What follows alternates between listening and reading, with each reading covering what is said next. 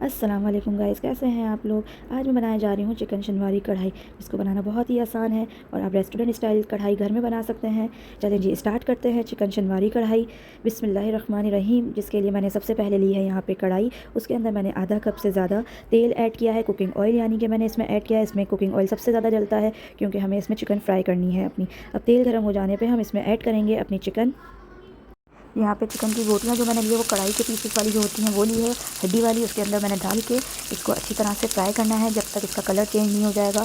جب تک اس کا کلر چینج ہونے لگے گا فرائی کروں گی، اسی وجہ سے اس میں ہم نے تیل زیادہ رکھا ہے کہ ہماری یہ جو چکن ہے اس میں ڈپ ہو جائے اور فرائی ہونے لگے۔ اب اس کے اندر میں نے 5 سے 6 لہسن کے ٹکڑے لیے ہیں اور اس کو میں نے میں نے اس کو امام دستے سے فریش کوٹ لیا ہے۔ فریش کی خوشبو ہی الگ آتی ہے۔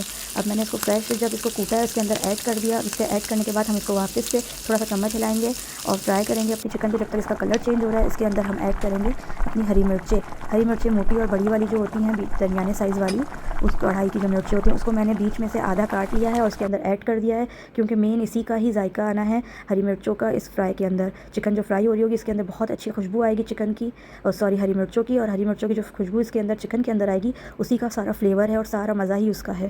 تو آپ نے یہ ضرور اسٹیپ فالو کرنا ہے۔ اور جب تک ہم نے اس کو چکن کو فرائی کرنا ہے، جب تک اس کا کلر چینج نہیں ہو جاتا، جب تک اس کا کلر چینج ہو رہا ہے، آپ سے ریکویسٹ کروں گی کہ میرے چینل کو سبسکرائب کر دیں اور بیل آئیکن کو بھی ضرور پریس کر دیں تاکہ نئی آنے والی ویڈیوز آپ کو ملتی رہیں۔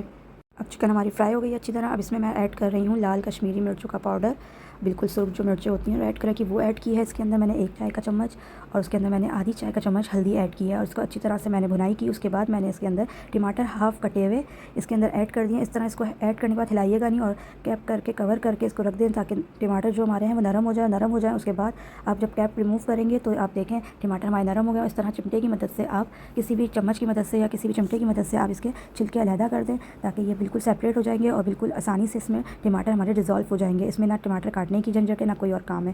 بس دیکھیں جب تک ہمارے ٹماٹر اس میں ہم نے نرم کیے، اس کے بعد جب میں نے اس کا کیپ کیا، کور کیا 5 سے 10 منٹ کے لیے، تو ٹماٹر بالکل نرم ہو گئے اور ہماری کڑھائی کی جو شکل ہے وہ اس طرح سے آ گئی، بالکل ٹماٹر ہمارے اس میں ڈیزولو ہو چکے تھے۔ اب اس کو اچھی طرح سے ہم نے مکس کرنا ہے اور اس کے اندر میں نے ایڈ کی ہے کستوری میتھی، اور اس کے اندر میں نے ایڈ کی ہے ادرک اور سوکھے دھنیے کا پاؤڈر۔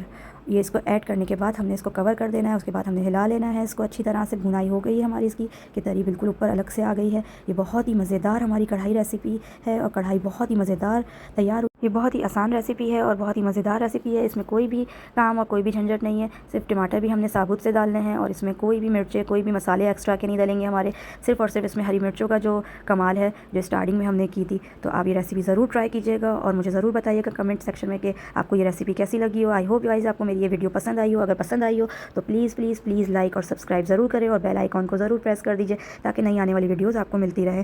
چلیں جی اللہ حافظ، ملتے ہیں نیکسٹ ویڈیو میں۔ جب تک کے لیے اللہ حافظ، ٹیک کیئر۔